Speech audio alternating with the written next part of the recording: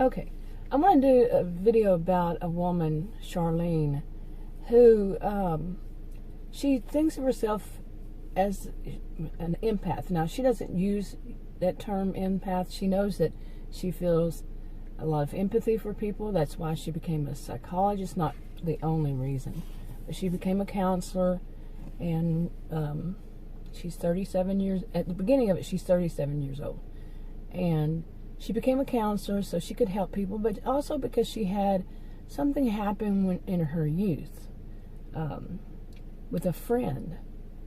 And it just spurred her on to become a counselor. And then as she got older, she was asked to be a spiritual counselor, a religious counselor from a local church. Well, the elders in the community asked if she would do something like that.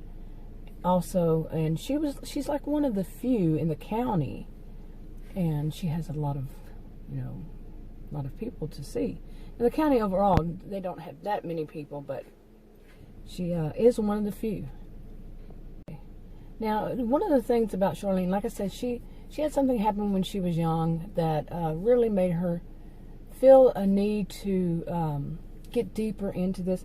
And part of it was that when she was in school, where she lived in Bella, it's Bella, Texas. These are fictional county. And next to it is a town that some refer to as the outlaws and some say the outcasts. It became different over generations. And when the area was first developed many years ago, the outlaws were cast out of there, and they set up a place where they had like back in the days when they had they had police stations, and they had brothels, and they had brothels usually had the bars and stuff like that.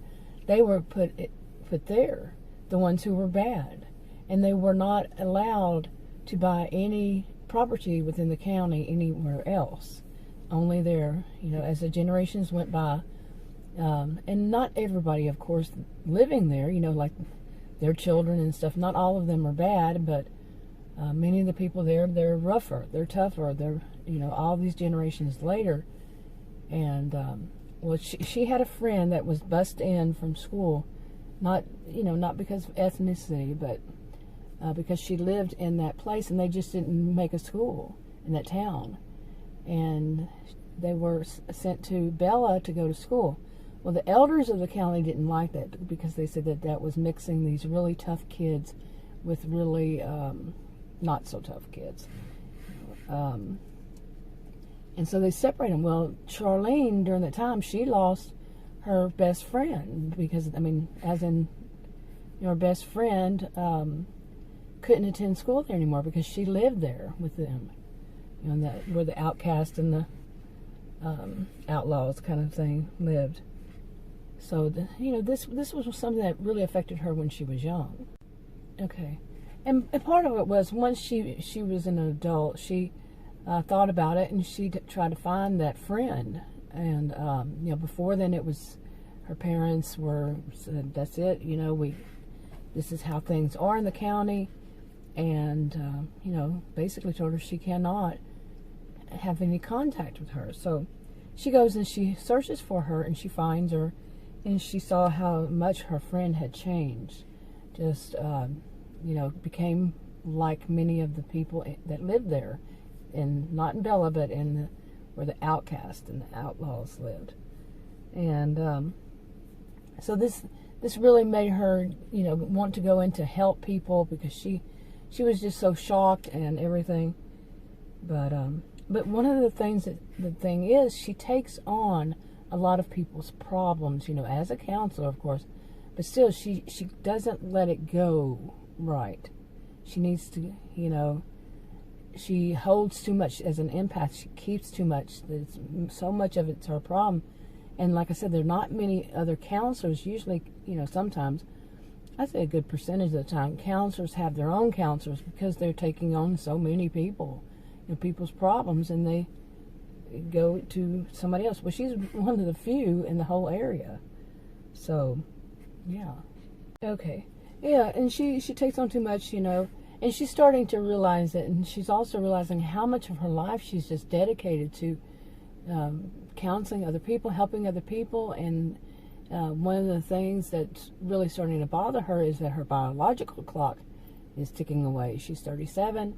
She had a boyfriend, but found out that he was just all more concerned about himself, you know, that she was engaged to. But he wanted her to quit her job and to basically dedicate her life, to take her practice, to quit doing what she does and to dedicate her life to him and supporting him, doing everything, the home, all that, for him. And she had been dating him for a while, and that true colors finally started coming through whenever they started talking about getting married. And she, you know, thought they would have kids together, and she's really wanting to have children. So it's starting to get to her, and she said, you know, she says to herself that it's time to dedicate more time to myself. Even though she just took on all of this with the church, you know, the elders in the church, and you know, moving more towards spiritual counseling, you know, religious counseling, Christian counseling.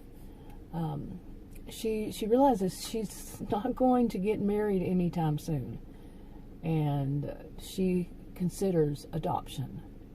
And because of her beliefs and all, it would need to be adoption, if not married. So, but anyway, she's of course not, you know, the type to go to bars, and the bars are all in that bad town with the outlaws and the outcasts and stuff, and she's not going to do that. And like I said, she wants to get married and have kids, but she knows her biological clock is really ticking away.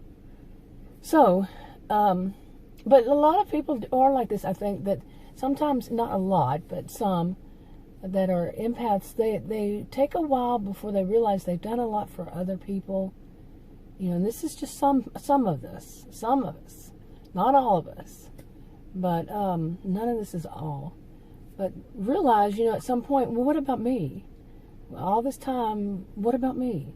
And some will say that, yeah, you know, you take care of other people, and other people will take care of you too. You know, it's how it should flow, but it doesn't always flow that way, and we know that. There are some people that are all take, and some people all give. Not all, but you see what I'm saying. Anyway, if you want to see more, hear more about this, I'm doing a little series on this, and these are hypothetical-fictional situations, fictional characters, all that. Read the disclaimers. And